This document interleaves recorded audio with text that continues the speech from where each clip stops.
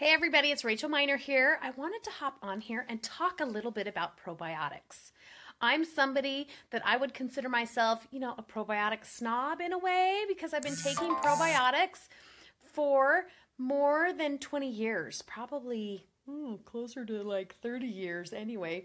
But over the years, I've always taken lots of different kinds of probiotics, lots of high-end probiotics, and I've learned a lot about them. So I want to tell you a little story. Now, I am a gardener. I love to plant vegetables in my gardens and work them every summer. So every spring, I have to go out to my garden and I can look over my garden from the previous year. Usually there's some old weeds in there.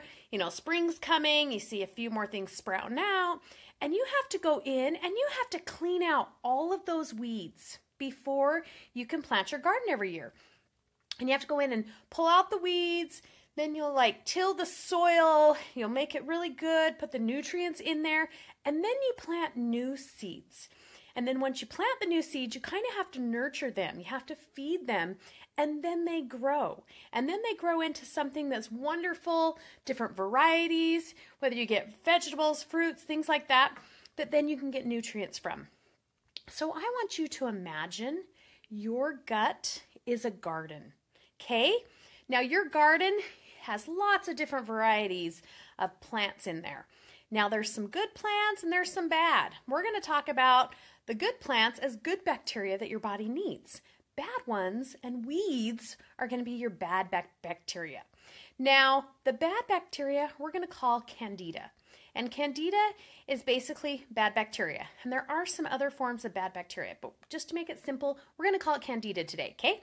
So, everyone should have a good and bad balance of bacteria in their gut. Now, everybody is born with some bad bacteria, and it's something your body needs because when you die, that bad bacteria is actually what decomposes your body. So even though it's not that great, there's a purpose to it. So God, when we made our bodies, there's a purpose to everything, and there is a purpose to that bad bacteria.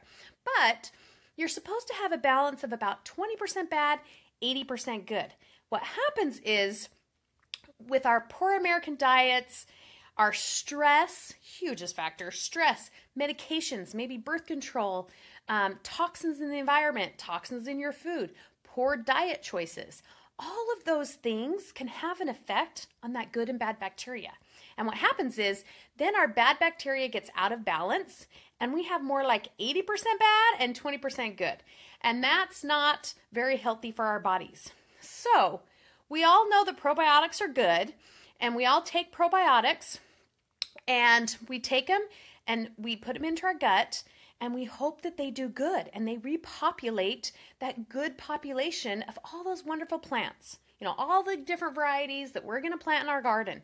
But what happens is when you take that probiotic and it gets down into your gut, it's kind of like trying to plant seeds in a garden full of weeds. And that's why your probiotic's not working for you because your garden is already full of weeds and you have to go in there and you have to actually clean out the weeds so that the new seeds can thrive. Now, will some seeds grow? Yeah, you'll probably get a few that find their way in there. But if you were to clean out all the weeds, how much better chance do you think those seeds have for growing? They have a much better chance. So there's a lot of, things out there that can help clean up that bad bacteria. You can have diet and exercise, but sometimes that candida has such a hard shell on it that you can eat clean, change your diet, do, leaky gut, diet and cleanses and stuff. And sometimes still that candida really, really is hard and has this hard, thick shell that does not want to die. And it tries to stay alive as much as possible. So I do have a probiotic that I recommend that actually has a candida killer in it. It works on you combating that hard shell and breaking it down and releasing those toxins and getting them out of your body. So if you'd like to know more about that wonderful probiotic, because it actually has antiviral in it, has a digestive enzyme blend in it, It has, an enzyme that helps to kill that candida, and it has 5 great strains to help repopulate your gut. So that's a little bit about one probiotic that I do like. Another thing is I've always thought that probiotics had to be refrigerated, and they always had to have huge parts per millions. But the thing I realized is the thing that kills good bacteria is heat and moisture. So if you've got this awesome probiotic that you paid a lot of money for, you've kept it in the fridge so it's nice and cold, what happens when you pop it in your mouth? It hits moisture and heat. So can you imagine how your 80 million, parts bacteria is going to have died mostly by the time it hits your gut?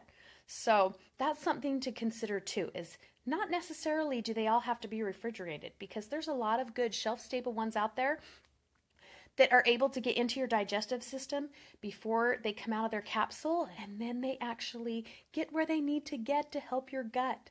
So that's a little information on gut health for you, some good and bad bacteria, and why your probiotic might not be working, And so if it's not, shoot me a question. I'd love to answer questions. I'm doing a lot of research, and I'm writing this book on gut health, and I love answers and questions and to help people educate.